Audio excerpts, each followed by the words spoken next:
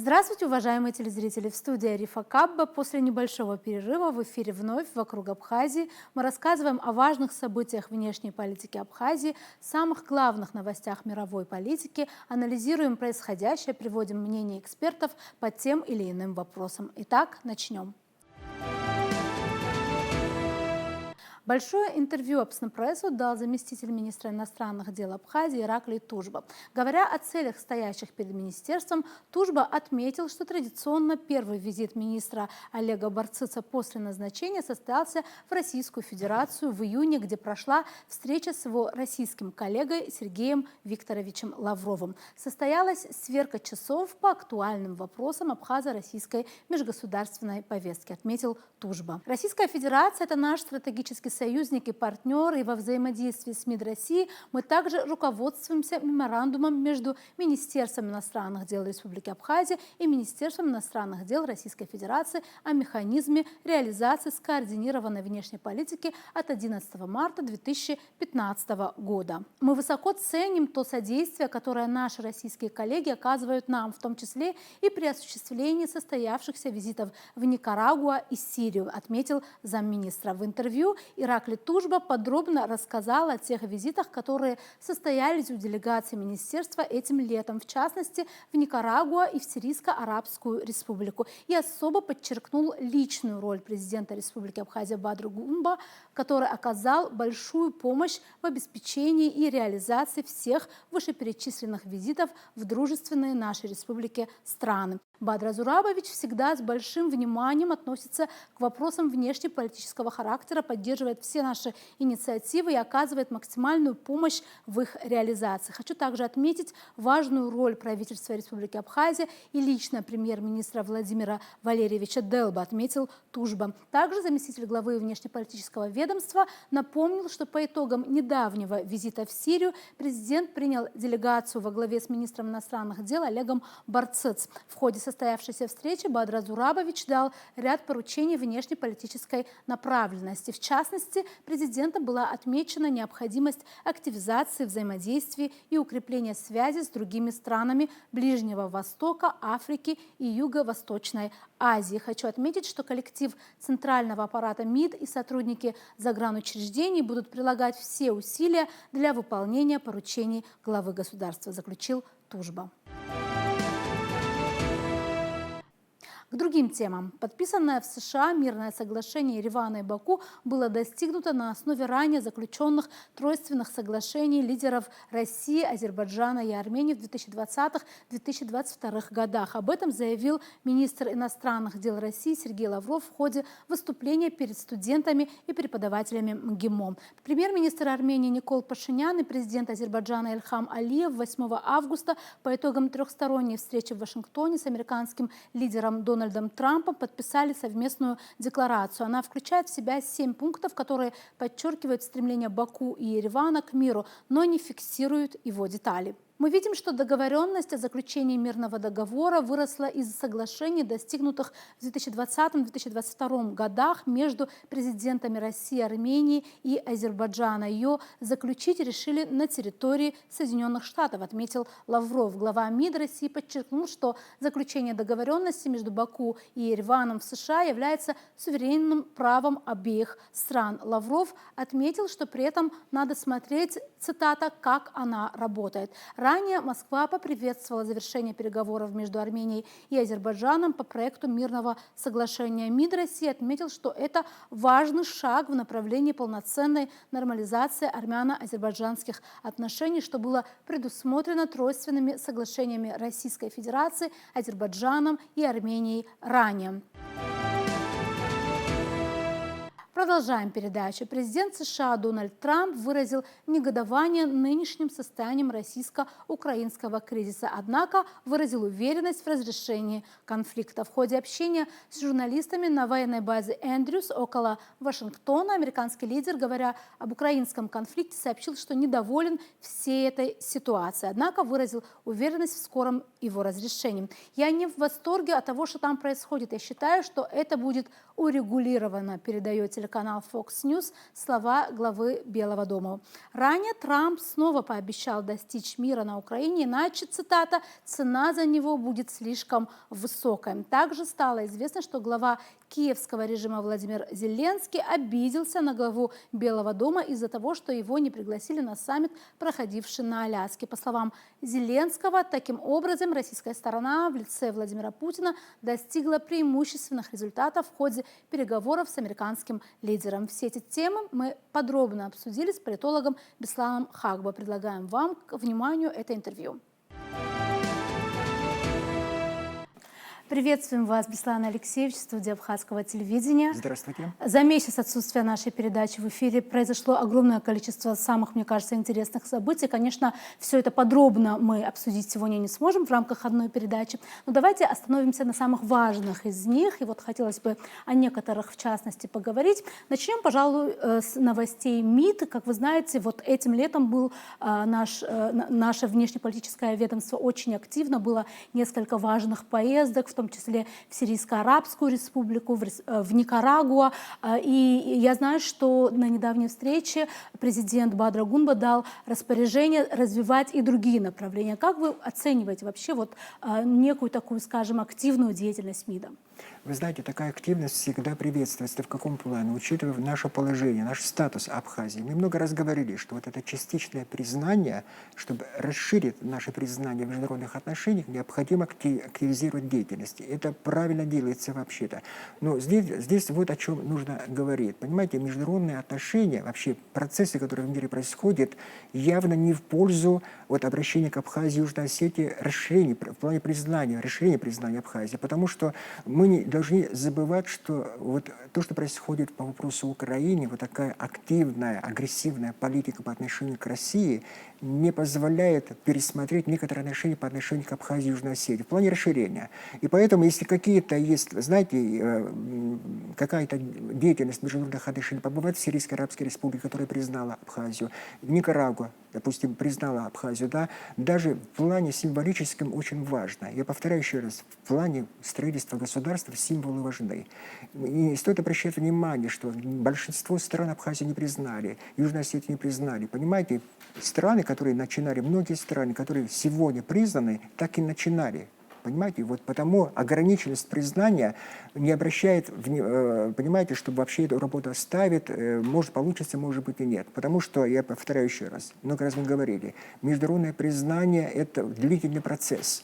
Потому что это все зависит от многих факторов, которые в мире происходят. Это факторы, которые влияют и на внешнюю политику Российской Федерации тоже. И поэтому, когда вот какая-то, знаете, активность наблюдается в МИД Абхазии, это всегда радует, потому что это говорит о том, что к Абхазии обращают внимание, где-то встречают, это говорит о том, что Абхазия все-таки, даже несмотря на такой статус, частичность, она признана. Это очень важно. Понимаете, вот всегда, когда говорят о частичности, мы всегда должны помнить, с чего мы начинали. Помните, десятки лет Абхазия оставалась таким непризнанным, таким государственным образованием. Но после 2008 года это случилось. Это вообще историческое такое явление, понимаете, вообще в строительстве государства Абхазии. И поэтому если где-то в Абхазию приглашают, в других странах, может быть, не на таком высоком даже уровне. Это всегда, учитывая, что все-таки Абхазия маленькая страна, это очень важно, это всегда событие, потому что это говорит о том, что Абхазия как государственное образование, она состоялась. А что касается расширения, понимаете, все отмечают, которые обращают внимание на Кавказ, на Южный Кавказ, на Абхазию, Южную Осетию. Это мы должны принять. Широкого такого признания в современной истории Абхазии и Южной Осетии не получит. Но это, понимаете, вопрос 10-й, 50-й. Если мы государство успешно состоимся, я повторяю, наши потребности государственные будут, понимаете, в плане реализованы, в плане языка, культуры. И некоторое признание истории из других стран, это говорит о том, что действительно, о чем вот когда мы все это начинали, да, вот, это говорит о том, что это состоялось. А что касается расширения, или, может быть, даже, понимаете, некоторое такое агрессивное отношение к нашим странам, к Южной Осетии, к Абхазии, болезненной такой реакции не стоит делать, потому что мир так развивается, мир неустойчив, другой миропорядок, учитывая все, что в мире происходит. Понимаете, вопросы Абхазии, Южной Осетии, это где-то на 40-м, 50-м, может быть, месте. Очень активные, очень острые международные конфликты, на которые сообщество мировое больше всего обращает внимание. Но если что-то случается, где-то Абхазию принимают, это всегда надо приветствовать. Спасибо большое. Перейдем к другой теме, очень важной, мне кажется, для Закавказья. Я думаю, что несколько лет назад представить такое было себе сложно, что лидеры Армении и Азербайджана встретятся и подпишут меморандум о мире аж в Вашингтоне, да, при, скажем так, очень активном содействии Дональда Трампа. Странно, конечно, что это произошло в Вашингтоне, а может быть нет, вы нам сейчас объясните почему. Кстати, многие воспринимают это уже фактически как договор о мире, так ли это? Нет, это совсем не так. Это не договор о мире между Азербайджаном и Арменией. Я объясню почему. Что они подписали? Они подписали меморандум о мирном договоре между Арменией и Азербайджаном. Это разные вещи. Потому что еще очень много претензий, которые Азербайджан предъявляет к Армении. Например, в Конституции Армении записано, что Нагорный Карабах является частью Армении. Эту статью требует Азербайджан, надо убрать. Недавно случилось еще одно событие. Минская так называемая группа, которая долгое время занималась урегулированием между Азербайджаном и Арменией, этот институт был ликвидирован. Это тоже было требование Азербайджана. И причем там еще возникают вопросы демаркации и границы тоже. Понимаете, так развиваются события вокруг Армении и Азербайджана вот последние месяцы, многие подумали, что мир уже заключен. Этого нет. Этого не произошло даже в Вашингтоне. Хотя Дональд Трамп демонстративно предъявил всему миру, он показал, что вот видите, мир заключен и так далее. Это очень важный шаг, это надо признать меморандум. Но это не мирное заключение между Арменией и Азербайджаном. Очень много конфликтов, связано, самое главное, между прочим, с коридором, так называемым Зангезурским, или, как по-другому называть, Сюник, армяне. Понимаете, очень много вопросов, которые необходимо решить между двумя странами. Но надо признать, важный шаг сделан к миру. Но претензии друг к другу остаются еще. Я не уверен, что вообще-то, знаете, что некоторые говорят, что вот Россия была отброшена, на нее не обращают внимания. Я уверен, что без учета интересов России и Ирана никакого мира вот, в этом регионе никогда не состоится. Потому что это прямо как раз вот, затрагивать национальные интересы этих стран. Иран выражает недовольство. В каком плане? Демонстративно его отбросили, эту страну.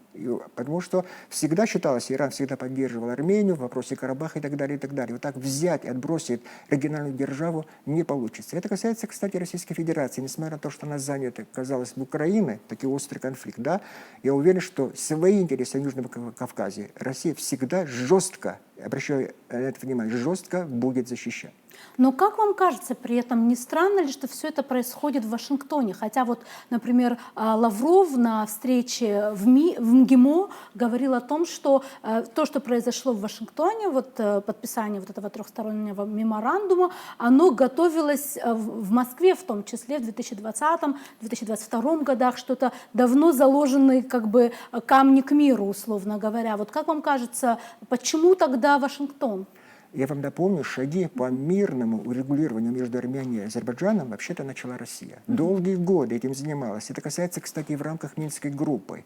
Много встреч, которые устраивала Россия на разных площадках и так далее, и так далее. Встречи были разные. Я вам напомню, когда острый конфликт возник, даже когда началась война, последняя война вот в Карабахе, когда вот шла такая наступательная операция, операция была остановлена, между прочим. Это было сделано со стороны России. И подключились к мирному договору. Конфликт был остановлен, и вооруженный. А потом она получила другое развитие, другое разрешение вопроса Карабаха. Но понимаете, в чем дело? Вот все, что мы видели со стороны вот Дональда Трампа, все отмечают, здесь имеет место некоторая, вы знаете, форма театральности. Дональд Трамп такие вещи любит. Говорят, что это связано с его вот таким желанием, с очередным его мирной такой инициативой, вот это связано с желанием получить Нобелевскую премию. Мы не знаем. Много пишут, много говорят, и что его вот действия, связанные с Украиной, это то же самое. Мы не знаем. Может быть, это, я считаю, это хорошее желание, если мир действительно случится. Но я вам напомню, что, понимаете, театральность одно это одно дело, это всем, может быть, многим нравится, другое дело реальные шаги, которые необходимо сделать. И Азербайджан, и Армения. Я повторяю, очень много проблем, которые необходимо решить между двумя странами. И сейчас складываются и вот такие, вы знаете, проблемы между Азербайджаном и Россией. Понимаете, много говорят, очень много проблем, которые возникли. Я уверен, что в ближайшее время активная политика по отношению и к Армении, и к Азербайджану будет проявлена со стороны политического руководства России. И некоторые результаты мы узнаем. Я уверен, что Россия никогда не бросит Южный Кавказ, что бы ни говорили. Потому что если были когда-то некоторые неудачи с политики России на Южном Кавказе, это было время, такой характер, который носил. Потом все становилось на свои места. Я думаю, что в данном случае то же самое произойдет. Ну и другая тема, которая, я думаю, тоже была очень важной, это то, что случилось на Аляске. Как вам кажется, вот если понятно, что выводов о многом тут можно говорить, но если бы вы выделили несколько самых важных итогов Аляски, о чем бы вы говорили? Самое важное, что отмечают многие, это что встреча состоялась между президентом США и Россией. Почти 4 года не встречались. Это две великие державы, это вообще считается ненормальным в международных отношениях, вообще политике международной. Это первое. Второе, все-таки говорят, какие-то подвижки вот произошли в понимании, как вообще разрешить, урегулировать конфликт. И это мы узнаем, между прочим, из слов президента США Дональда Трампа. Некоторые вот его заявления, которые были сделаны, говорит о том, что он с пониманием относится к некоторым требованиям со стороны Российской Федерации в плане урегулирования. Это тоже очень важный шаг. Понимаете, много говорят, в последние дни даже много говорят, знаете, здесь тоже очень быстро развиваются события, кстати, вот связано с Украиной последние месяцы. Это касается встреч, это касается встречи между великими странами с приглашением ведущих европейских стран. Вот на днях, между прочим, сегодня-завтра президент Дональд Трамп заявил, что в плане урегулирования конфликта многие руководители должны опять появиться в Вашингтоне, и какие-то договоренности якобы должны произойти. Это говорит о том, что действительно Дональд Трамп искренне, наверное, хочет все-таки урегулировать. Но понимаете, что произошло? Мне кажется так. Многие тоже отмечают.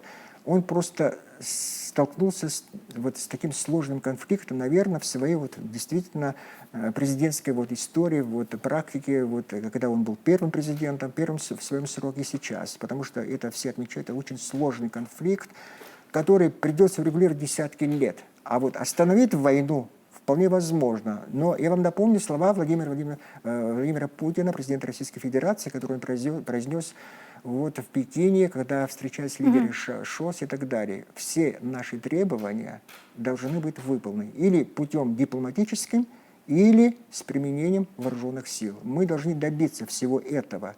Вопросы, которые были поставлены перед Украиной, мы должны довести до конца. Это говорит о том, что все-таки жестко до сих пор Россия будет ставить. И до этого далеко, как будто бы, Вы знаете, что значит далеко? Может быть, кажется далеко, действительно, но, понимаете, какой-то перелом, говорят, произойдет в ближайшие месяцы. И на полях сражений, и в плане проведения каких-то дипломатических встреч. Потому что мир начинает узнавать, понимать, что все-таки вооруженным путем заставить Россию на какие-то компромиссы вряд ли получится. Наоборот, им придется пойти на серьезный уступ. И в плане территориальном, уже об этом все открыто говорят, и в плане вообще политическом, чтобы Украина оставалась мирной, нейтральной страной, и чтобы никогда в этой стране такого проекта «Антироссия» никогда в Украине не состоялось. Это очень важное требование России. Я думаю, что все-таки жестко этого будет добиваться политическое руководство России. Благодарю вас большое, что нашли время ответить на наши вопросы. Благодарю вас. На этом сегодня все. Будем продолжать держать руку на пульсе событий. До новых встреч в эфире.